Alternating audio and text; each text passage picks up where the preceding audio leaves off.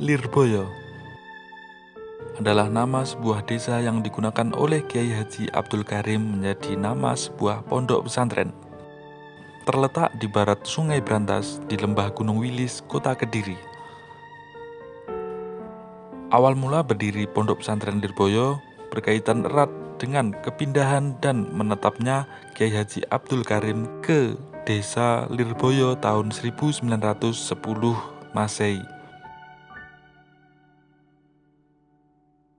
Sejarah berdirinya pondok pesantren Lirboyo erat sekali hubungannya dengan awal mula Kiai Haji Abdul Karim menetap di desa Lirboyo sekitar tahun 1910 Masehi.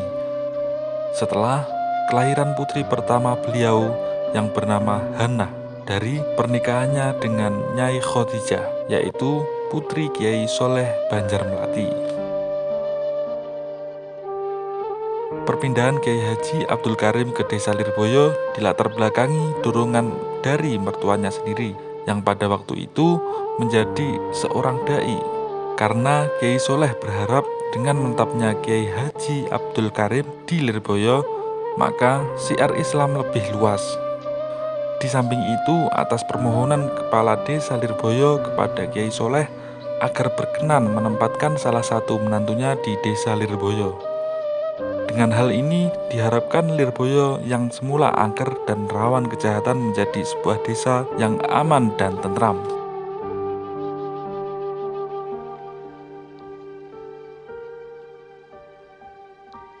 Harapan kepala desa menjadi kenyataan.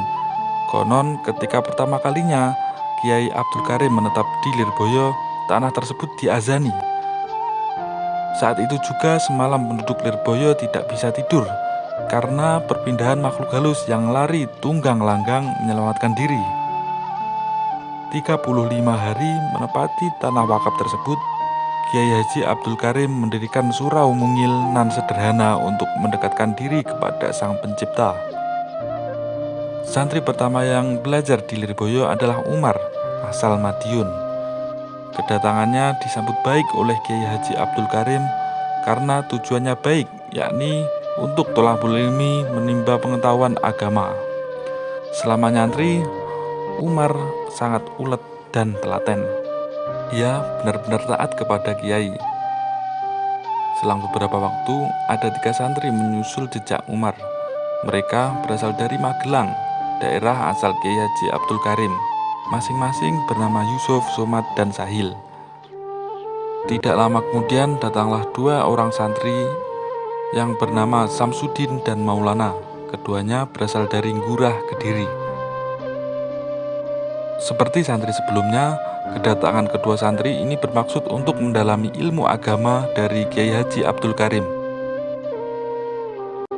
Akan tetapi, baru 2 hari saja mereka berdua menetap di Lirboyo, semua barang-barangnya ludes disambar pencuri. Memang pada saat itu situasi Lirboyo belum sepenuhnya aman. Akhirnya, mereka berdua mengurungkan niatnya untuk mencari ilmu. Mereka pulang ke kampung halamannya. Tahun demi tahun, keberadaan pondok pesantren Lirboyo semakin dikenal oleh masyarakat luas. Dan semakin banyaklah santri yang berdatangan mengikuti santri-santri sebelumnya untuk bertholabul ilmi. Pada tahun 1913 Masehi, Kiai Haji Abdul Karim mendirikan sebuah masjid di tengah-tengah komplek pondok sebagai sarana ibadah dan sarana taklim wa ta'alum bagi santri. Secara garis besar, Kiai Haji Abdul Karim adalah sosok yang sederhana dan bersahaja. Ia gemar melakukan riyadhah, mengolah jiwa atau tirakat, sehingga seakan hari-harinya hanya berisi pengajian dan tirakat. Pada tahun 1950-an, tatkala Kiai Haji Abdul Karim menunaikan ibadah haji yang kedua kalinya, sebelumnya ia melaksanakan ibadah haji pada tahun 1920-an. Kondisi kesehatannya yang sudah tidak memungkinkan, namun karena keteguhan hati akhirnya keluarga mengikhlaskan kepergiannya untuk melakukan ibadah haji. Dengan ditemani sahabat akrabnya Kiai Haji Hasyim Asy'ari dan seorang dermawan asal Madiun, Haji Khozin. Sosok Kiai Haji Abdul Karim adalah sosok yang sangat istiqomah dan berdisiplin dalam beribadah. Bahkan dalam segala kondisi apapun, keadaan bagaimanapun. Hal ini terbukti tatkala ia menderita sakit. Ia masih saja istiqomah untuk memberikan pengajian dan memimpin sholat berjamaah meski harus dipapah oleh para santri. Akhirnya pada tahun 1954, tepatnya hari Senin tanggal 21 Ramadan 1374 Hijriah, Kiai Haji Abdul Karim berpulang ke rahmatullah. Ia dimakamkan di belakang Masjid Lirboyo. Pondok pesantren Lirboyo berkembang menjadi pusat studi Islam sejak puluhan tahun sebelum kemerdekaan Republik Indonesia.